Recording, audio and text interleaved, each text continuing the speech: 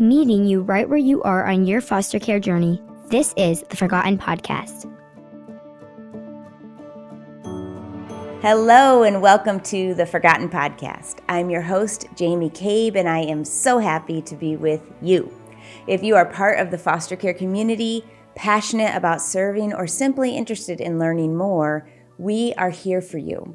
In every episode of this podcast, you will hear stories from men and women who have experienced foster care to one degree or another.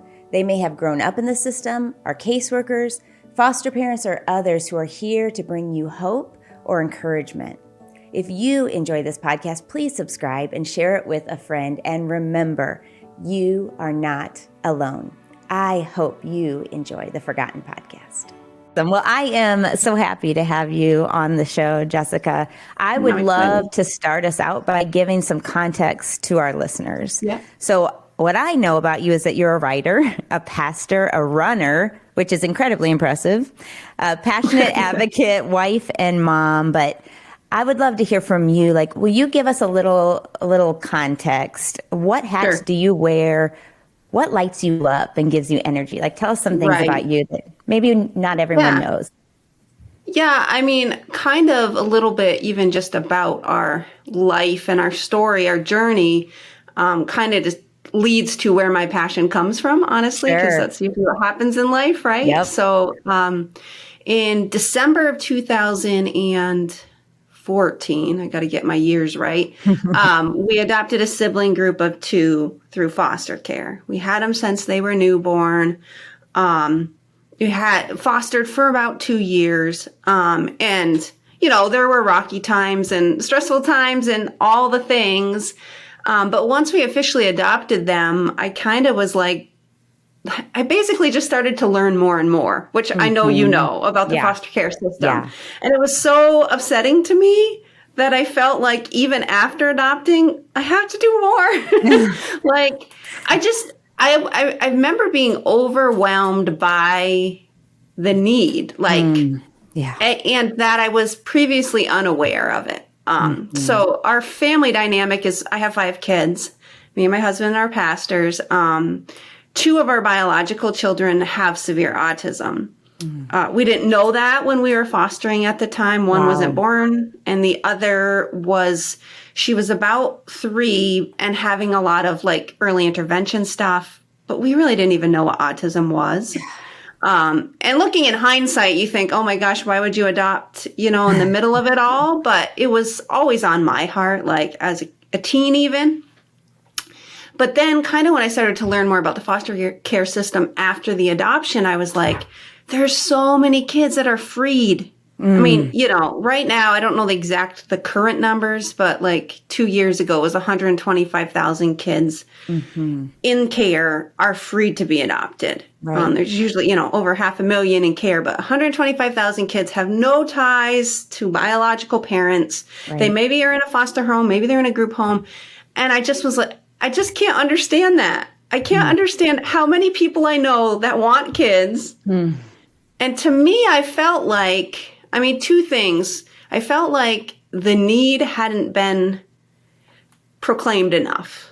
I guess that's the word, right? Like it doesn't really, it doesn't line anybody's pockets to talk about this. Like it doesn't, at the end of the day, it doesn't make sales. Like, so, and these nonprofits are struggling, social services, they're just trying to survive each day and find a roof for each kid. And so, that kind of is what propelled me. I want to do more. And how do I do that? I'm just a mom, 5 kids, a stay-at-home mom in upstate New York where there's more cows than people. Like, I really didn't have anything. And I just felt challenged, like, well, I love to run. And I had done, a couple different runs, some distance, like a couple marathons. And I thought, well, what if we could do a run to bring awareness to this particular need? Like there's awareness, there's foster care month, there's National Adoption Day.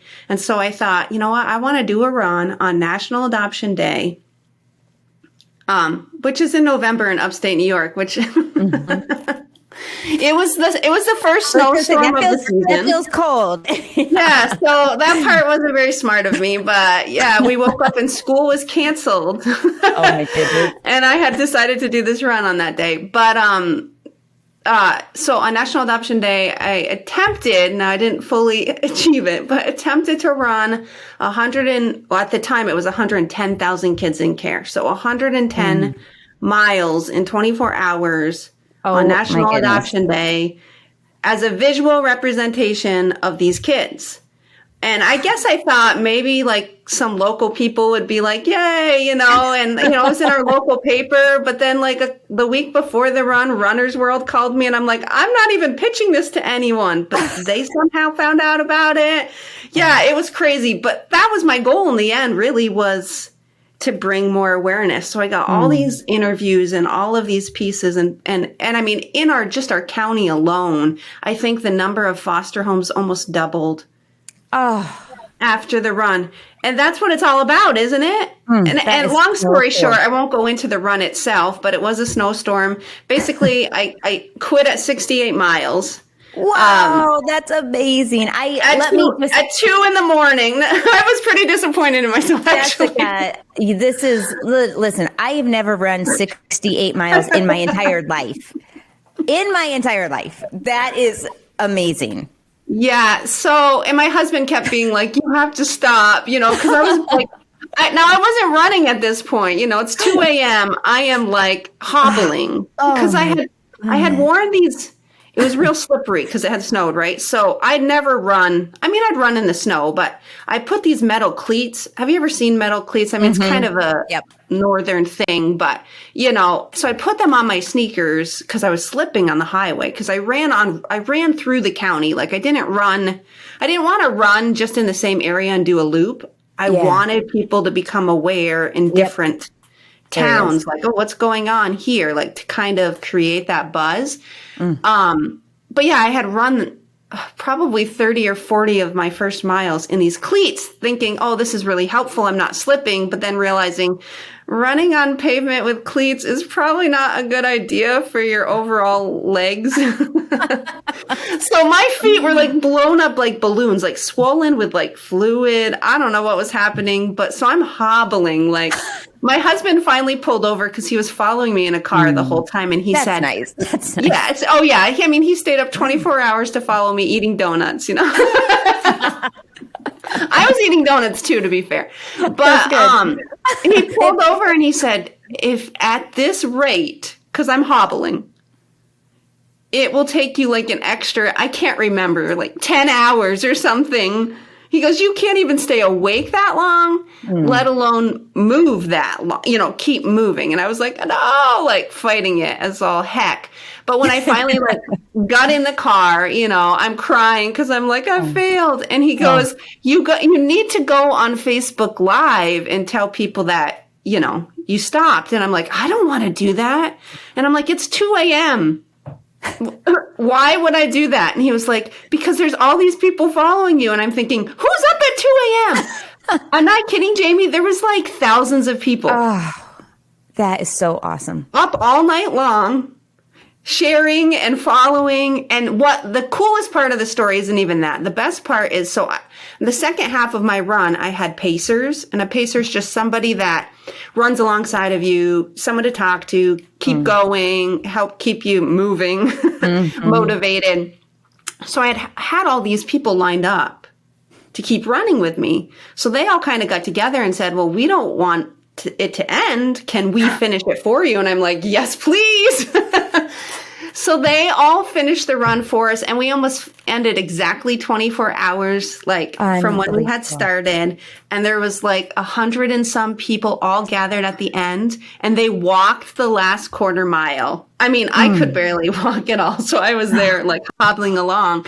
But it was beyond what I ever imagined, even though I felt like I didn't do my part, but it wasn't really about that. And then what happened after was the goal. Yeah. So since that point, we've decided every year, of course we had COVID, but we didn't let COVID stop us. We're like, wear your masks, distance from the other runners. We don't care what you got to do. We're still doing this. So we've done it every year on National Adoption Day. And especially with COVID, we just kind of said, let's do a virtual piece to it. So it's not me running anymore. I mean, I run a leg, but we divide it up into 5-mile legs. So you get to pick the time you want to run, and you got to it's still around the county. So people have to go to the location kind of like a relay, although it's not a race. Like, again, they all run together. So whoever's running that 5-mile leg, they run to the next location, especially at night and stuff, right? You want people to be safe. And last year we had over 100 in-person runners, and then we did a virtual piece and 100 I might have been more like 120 virtual runners, and all over the world, England, like it was weird, Japan, it was crazy. I don't even know. Like we put it on a couple of like running, like websites and chat things, and people got wind of it and said, "Oh, I want to do this," or "I'm adopted," and yeah, so I'm super excited for the future too, because I honestly would love to see this run be on National Adoption Day and go nationwide, like different cities or kind of whoever wanted to host it, because you would need a host to organize the event. Sure. But have multiple runs all over the country, because the awareness that it brings to the community that it's done in, because it's through the night. There's all kinds of people involved. It's not even like a typical run where it's, there's 2 hours and some people are running over there. Like it's this 24-hour event. That would be my heart, my goal. I've had some communication with like the Dave Thomas Foundation. I just would love to see something on a larger scale down the road, because I really know what it's done for our county. And my hope would be that it could kind of, just magnify and multiply that effect to bring more awareness. So, yeah, that's a little about me and my crazy life. And I love it. Yeah, and I would love if this podcast could be a part of spreading that. I mean, we have listeners in all 50 states, so that would be amazing. And you want to be a part of this, what should they do, Jessica? Should they reach out to you? They could go to my website if they want to get more information. And obviously, the run isn't until November for National Adoption Day, but there's kind of an overview. My website's just jessicahurlbut.com. And there's also like a registration form, like as we get closer, if somebody wants to run as a virtual or in person. And there's also a way to kind of email me and contact me with questions about it. So that would be the best way to start, but that would be amazing. Yeah. Well, we'll put all that information in the show notes so our listeners can reach out to you. I know there's lots of people who love running. My family, I have runners in my family. I just say that I'm the run after. I run after because I love cross country and I love watching my kids run cross country. Oh, your kids run cross country? That's fun. Good for them. Yes. Yay. So, cool. Well, I want you to know, like in my prep for this, our conversation, I saw you had written something about how you love to be real. I think your words were, you desire to cut through the fluff and get real. You want to give people permission to feel and to fail, because when we are weak, God is strong. And I was like, preach. I love this, because have you always been this way? Have you kind of been someone who's just like, let's just say it like it is. Let's be honest and open. I think so. I think it's my personality for sure. And then I think part of it too is kind of the journey I went through with my 2 kids being severely autistic. Yeah. It was a really humbling journey. And, I mean, obviously God did not cause my kids. I don't believe that, but he uses everything. We know that, right? So one thing that he used in me was just to really challenge all of my judgments, all of my prideful notions that I was an awesome parent. And not to say I'm a horrible parent, but I think we tend to do that, especially in Christian circles sometimes, where we want our kids to be picture perfect. And God just really humbled me and has taught me through both, I mean, all of my children, my adopted children included, but that, our value isn't in what we achieve or what we do. It's in the fact of who we were created. We were created in his image. And we know that in our head, but then we push all of these things and expectations on our kids and everybody around us to be like superhuman. And I know, like, I'm a perfectionist. I know I would have done the same to my own kids. And so I feel like God just used it to really challenge in me that the facade of having it all together, the facade of being the best parent, the facade of being the best Christian, and just being real. And I found the more that I was that, more real I was, my relationship with God grew, but also I was reaching people in a different way. Like, I just think sometimes they don't need to hear about, I don't know, like how they're going to thrive. They just need to be real. Like let's be real. Like, foster care is hard. Let's be real. Like, special needs kids, it's a challenge. And like, here's the mess. But because I feel like if we talk candidly about that stuff, that God gets the glory in the end. Yeah. Right? If it's just, I'm amazing and look at this great family I have, then it's like, good for you. Right. But when we're able to be, because that's not true of any of us, because it is a facade. We all have our struggles. So if we're able to just kind of brag, I say brag about your weaknesses.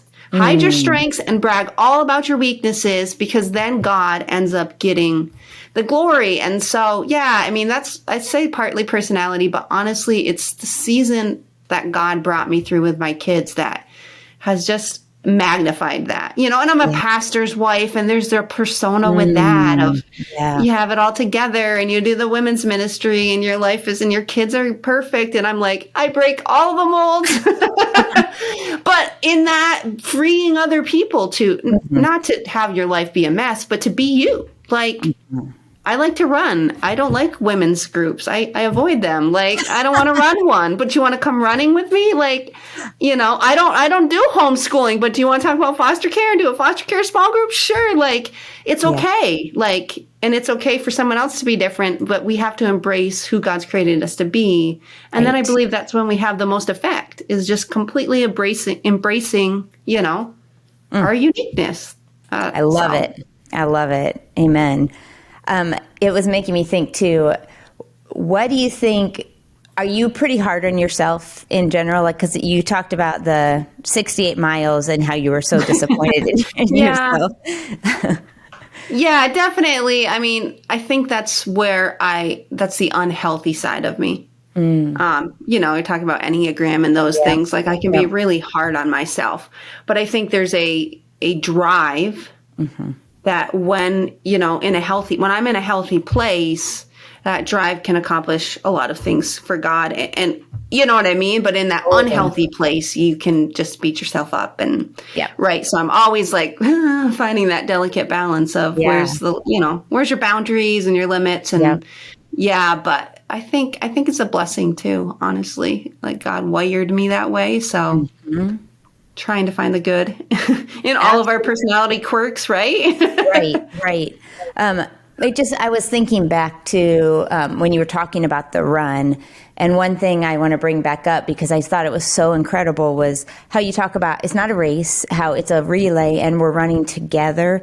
Yeah. I mean, how many parallels in life, and especially when you're stepping out in faith, when you're doing foster care, when you're adopting, we need each other, right? And I just love that visual of everyone running together. Like, it's not about someone getting first. It is about the togetherness. Exactly. I mean, honestly, we wouldn't have been able to foster and adopt without the community around us. And like, some people might say that and you're like, oh, like, sounds cliche, but it really, especially in our situation, because my daughter wasn't diagnosed yet, but she was 3 and she was having, meltdown upon meltdown upon meltdown. And then I've got this newborn foster baby.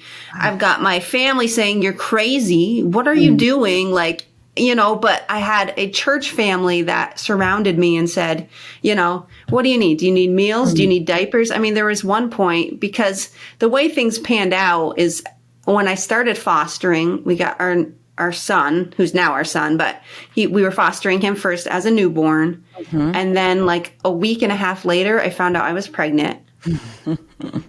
So it was insane. I had a 4-year-old and then a 3-year-old daughter with all these meltdowns. And then I had a newborn foster baby. Wow. This is not, I don't recommend people Fun follow times. this part. Yes. And then found out we had kind of decided we're either going to foster and adopt or have another one naturally, whatever comes first, whatever. We didn't think they would happen simultaneously. But we were fostering at the time, so we didn't know. They were actually saying they thought our son would return to his mother and that she was doing really well. So we kind of just had offered it up to God and said, we're going to love this little guy as long as he's with us, and we got 9 months to figure out, the baby. So kind of thought it's like a trial run. Well, he never returned to his parents. And so then we were like, okay, well, this is looking more certain. And we had fallen in love with him. So we were like, whatever, Irish twins, it will be good. But then I was on a visit. Well, he was still receiving like weekly visits with his birth mom.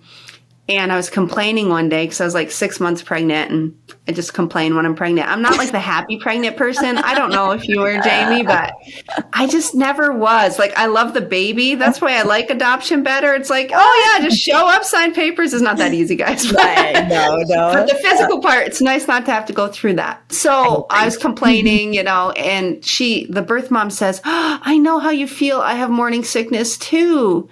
And I'm like, oh no. And she was all excited, and I just kept thinking, oh no. Like, I was trying to be like, oh, that's good. Like, wow, you're having a baby. But in the back of my head, I'm thinking, oh my gosh, I'm having another baby. And sure enough, my daughter was born in January. So it was November, the end of November, our adopted son was born.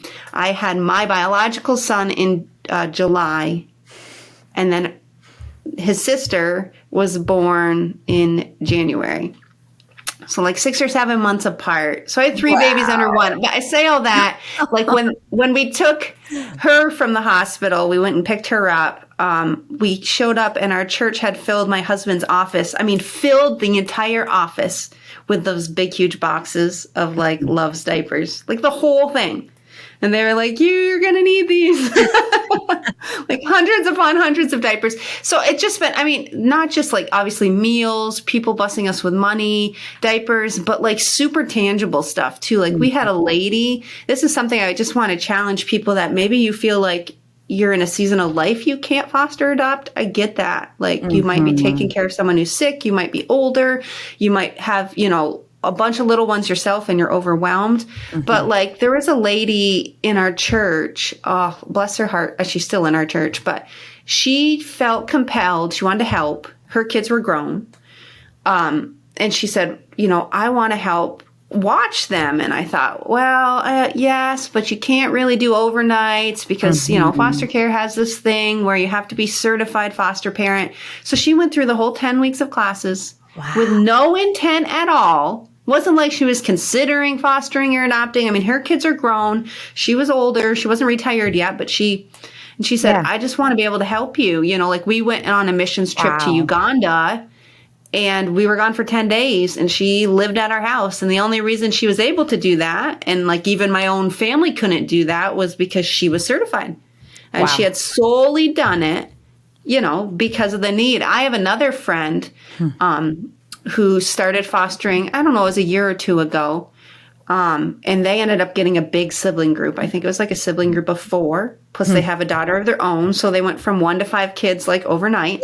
Normal stuff. Yeah, it's normal in the foster care world. And, she travels a lot. She still works. She does Mary Kay, and her husband, works too. So like there were times where they, needed to go someplace, or I know they went away on Christmas time and it was out of state. And a lot of times foster kids can't leave the state.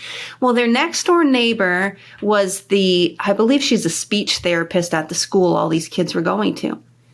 And they had some connection. They're next door neighbors, but they're not like best friends. And she just said, I want to help you. I'll get certified so that I can come over to your house. She's still doing this. So I can come over to your house and provide respite for all those kids when you have to leave or see family or go on a business trip. I'll just literally move in, rather than moving them, to somebody else's house or going somewhere they don't know. And so that's what she does. She just walks across the street and stay there for 4 or 5 days. and solely took the classes. She has her own family and her own kids, but doesn't have any intent to foster and adopt that I know of, and just solely to provide respite. I'm like, who does this? That's amazing. It is amazing. And and the thing that I'm so overwhelmed by, like in our county and in our community, in our church community, is this thought that people can't be it until they see it. They can't. Foster care, adoption, it's all out there. The need is, it's there, but if you're not up close and personal with it, I'm sure you've talked about this before in your podcast, it's still out there. You should care about it. You pray for them once in a while, but when they can see somebody doing it, and all the realness too, nobody's like, we're not like sugarcoating things. It's hard. But suddenly some of those fears and the anxiety, and even just getting there's so many families at our church that because our kids were in foster care and we were bringing them to church on Sunday and they're in kids' church, started to realize they're just kids, just like all the other kids in the world. And started to grow a heart just by being in proximity and seeing somebody else do it and realize if they can do it, I could do it. It really just kind of snowballs in that sense, even more than I think.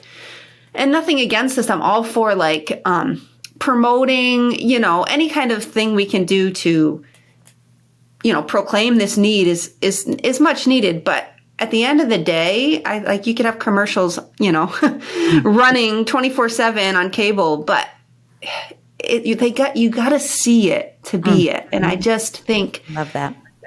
Sometimes that's the best thing that we can do. If there's somebody fostering and adopting, is just to invite people into your world. Don't try to do it alone.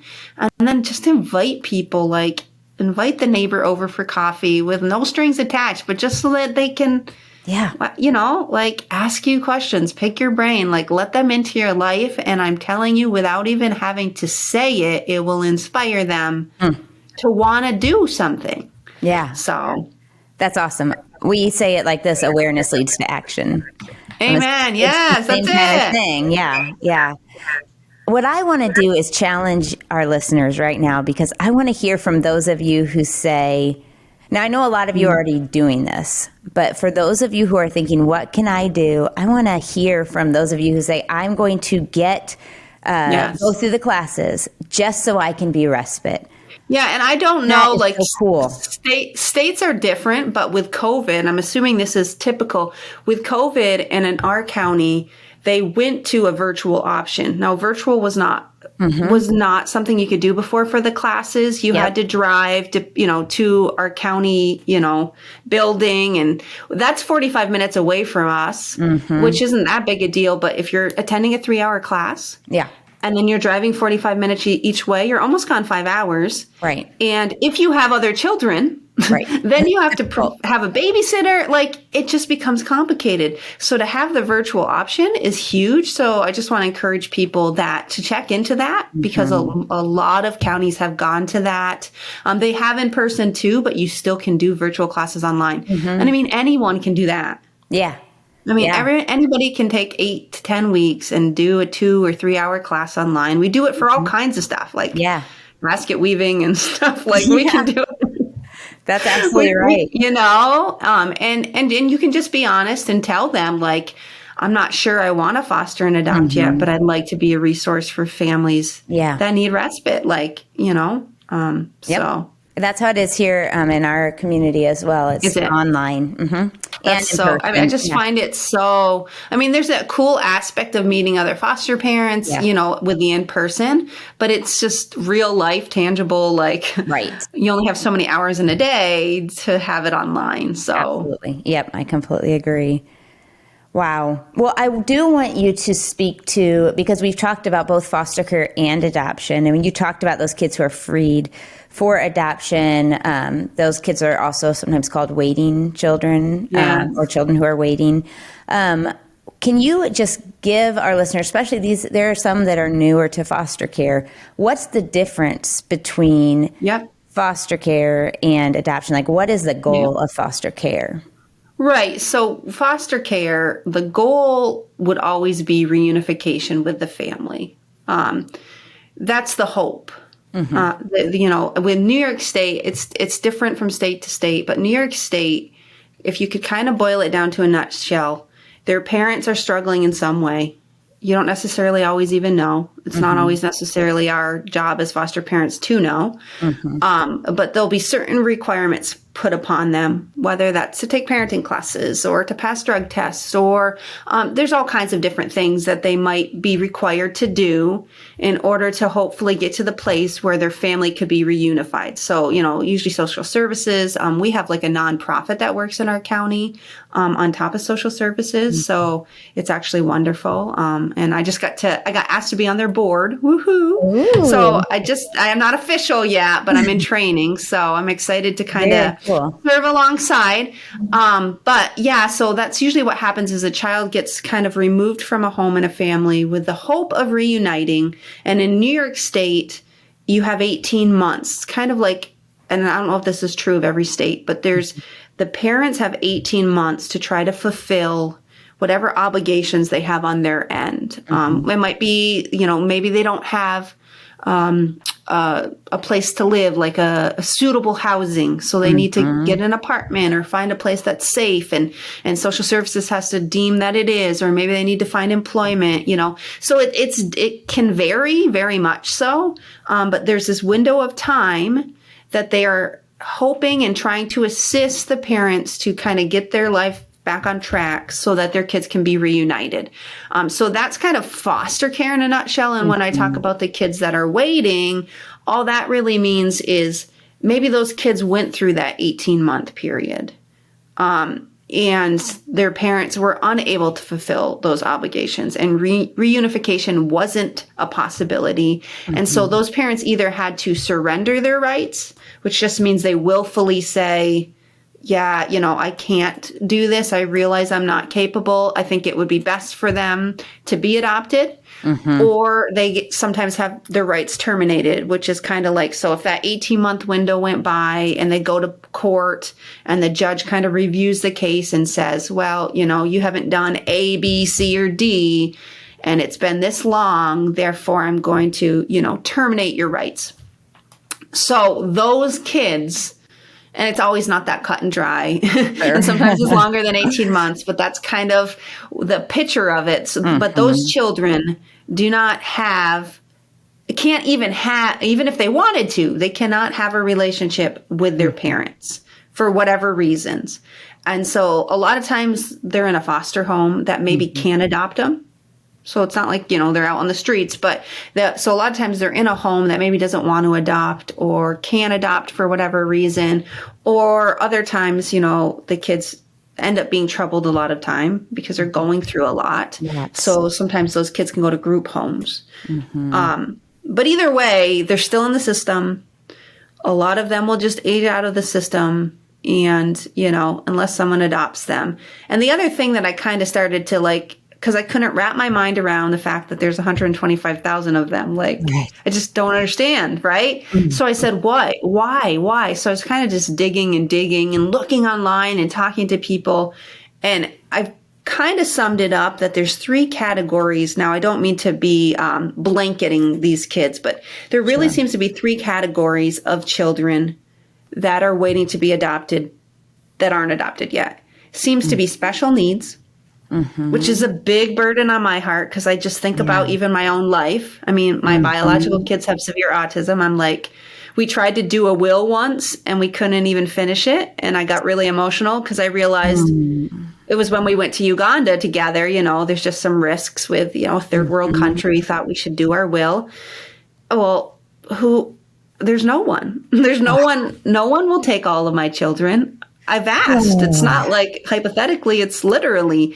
So I think I put myself in the situation of, what if I made some bad mistakes? What if I fell into addiction myself? The idea of thinking no one would want my kids, So of course have a big heart. So there's special needs kids, whether it's an autism diagnosis, it could be something as simple as ADHD. It could be, feeding tubes and, more intensive medical things. So there tends to be those kids that are afraid to be adopted.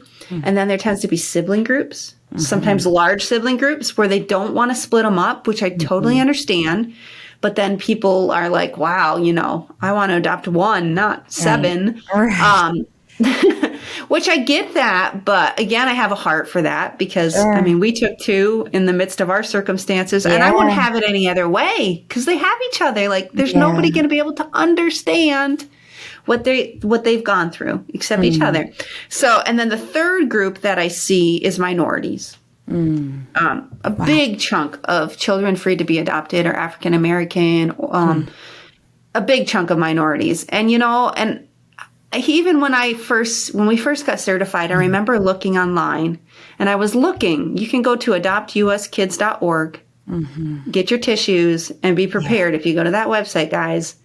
But I challenge you to go, because again, we're talking about if you don't see the need, if you're not close enough to see it, you can be apathetic. But when you see it, it moves you. So that's a website. uskids.org is a website where they photo list. Sometimes there's videos, of kids that need to be adopted.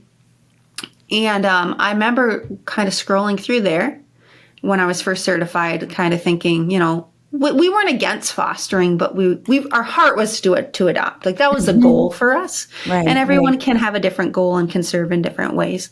But I remember scrolling through and trying to find, and I can admit it out loud because I'm all about being real, the best child. Yeah. And I just felt like I was going through and I'm seeing all these sad cases and these sick kids and these big sibling groups and these minorities. And I thought, I just felt so convicted by God. What are you doing?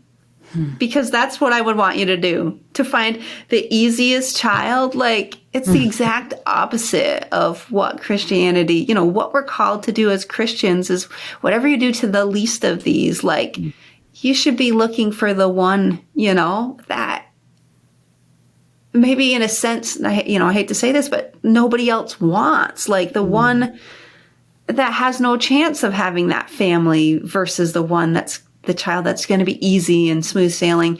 And that's the other thing that I think, the other thing that God really had messed with me was this illusion of control.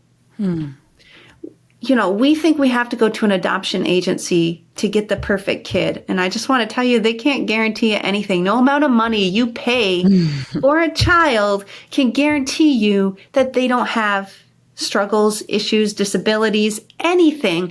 And the same thing with our own, my own biological children. I did all the things. I ate kale and I exercised and I took my prenatals, and I had two severely autistic children. And I don't say that to scare people. I say that to make people realize, we don't have control. We think that we can control our world and our children and our family and make it picture perfect. And at the end of the day, God is in control. And I just think we're forfeiting so many blessings because we try to control our own life. And I feel like he's just really taught me that lesson because I just have lost all control. There's nothing, no big aha moment, but really and I'm thankful for it because I would have lived in a place of fear and anxiety and continually trying to control my family, my kids, instead of trusting him and seeing, and I know obviously my kids aren't grown yet, but I can already see what God is doing in and through my family. Not because it's perfect, but actually because it's not. Amen. What he's doing in and through me, not because I'm perfect or I have the perfect family, but because it's not. So. So good. I resonate with a lot of what you're saying because I actually just wrote a post a while back for our blog, and we'll link to it in the show notes. But the whole idea was the thing I feared, adoption, was the thing that, oh my goodness, if I had missed it, I would just be devastated. You wouldn't be the same person. No, not at all. But my nature was to, when I heard of adoption years ago, that was very, very scary. I didn't want anything to do with it. And now we have 5 of our kids we've adopted. I can't imagine life without them. No. I always say it's literally, I mean, my husband gets mad when I say it's the best decision I've ever made because he's like, hey. I'm like, you're sucking. No. I'm just messing with him. But seriously, though, and I think sometimes, you hear horror stories too, and I'm not saying things aren't hard. Right. I guess despite the hard, I mean, I feel like if I would adopted, if we had both of our kids we fostered as newborns, like we didn't have, their mom was addicted to drugs. I don't have any guarantee of what kind of mental disabilities, academic, learning disabilities that they might have. And I'm not that they're, they struggle, they have attention issues or whatever, but I just had no guarantee of that. And I feel like even if they were, autistic, like my own biological children, I'm thinking, I would never regret it. I would never be never mind, ever. Right. Yeah. And I just wish people, the thing about it, it's you can't, you hear it, but you can't know until you know. That's the way it is with truth, right? You only can understand truth when you experience it firsthand. So when people hear these things, they're like, okay, I hear you, but like you said, if you keep that at arm's length because of fear or control or all of these things, you're literally robbing yourself of knowing this beautiful truth and this life-altering experience. I don't know. I always used to, when my husband and I had our 7-year anniversary, we took a trip to Maui, which was awesome. The most beautiful place in the world. It really, really was. And the whole time we were there, I kept thinking everyone needs to come here. This is heaven on earth. And, when I would tell somebody when we got back, you should go, you have to go, find a way, save your money for years. Don't go to Disney, don't go, anywhere else, just save your money and, invest and go, cause it was an expensive, it was expensive because the flight's far and everything was expensive there. And so it's a big ticket item. And I often compare that to adoption in a sense. There's a cost. And I'm not saying a lot of times if you adopt through social services, it's free. We paid nothing. We had no legal fees. But there's a cost to your time, to your energy, to your emotions, to your family even in a sense. Not that it isn't equaled with the blessing that they bring, but my bio kids don't necessarily get all of my attention anymore. Absolutely. I think that's a good thing, but there's still a cost that you have to be realistic about. And I just feel when you get there, when I got to Maui, I wasn't oh man, that plane ticket cost $1,000. I wish I didn't spend it. I was it's worth so much more. Yeah. And it's the same thing with an adoption. You forget the cost. Because when you get to the other side, it's so beautiful and it's so worth it. And you're just trying to convince everybody to spend their money. That's awesome. Not literally, but metaphorically. Yeah, absolutely. And don't you think, I know that my relationship with Jesus has never been the same since. And really, no matter what, at the end of the day, that is the greatest blessing of all. My kids are an incredible blessing. However, my relationship with Jesus, that's it, right? Don't you feel you see, being his kid differently? Oh, yeah. I just whenever I read the stuff in the Bible about adoption, he's adopted us as his sons and daughters. I'm they use that word for a reason. Yeah. It just means so much more. You didn't have to do this, God. Right. Right. But you chose to. You chose to, and you chose me.